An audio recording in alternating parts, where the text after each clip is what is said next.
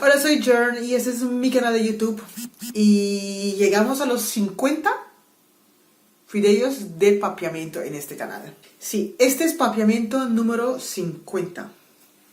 Y si todavía no sabes qué es papiamiento, papiamiento es un idioma que hablamos en 3 diferentes islas: Aruba, Bonaire y Curazao. Soy Jern y soy de Aruba y ahí hablamos minimal 4 idiomas: el papiamiento, el holandés, el inglés y el español. Y en este canal todos los domingos tienes un video nuevo de papiamiento. Así que este es nuestro número 50.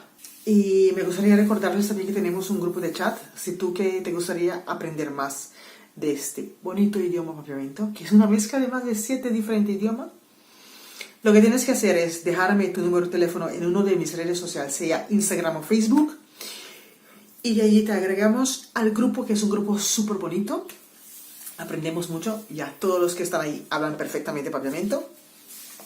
Y si tú te gustaría tener un curso prácticamente gratis, y eso, ¿dónde lo consigues? Simplemente estar suscrito a mi canal de YouTube, puedes conseguir las clases de papiamiento gratis.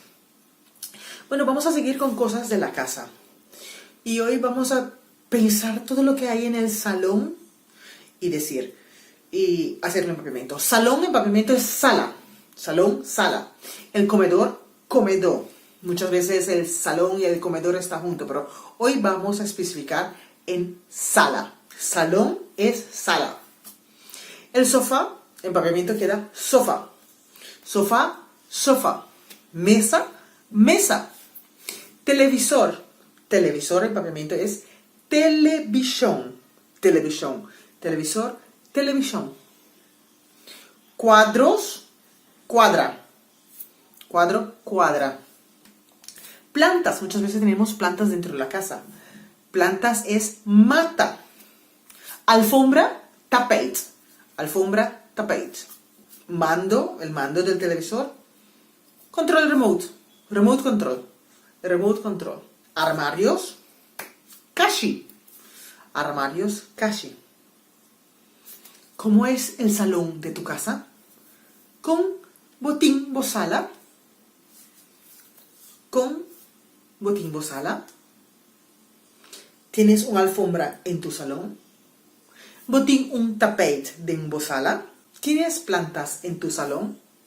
Botín, mata de bozala.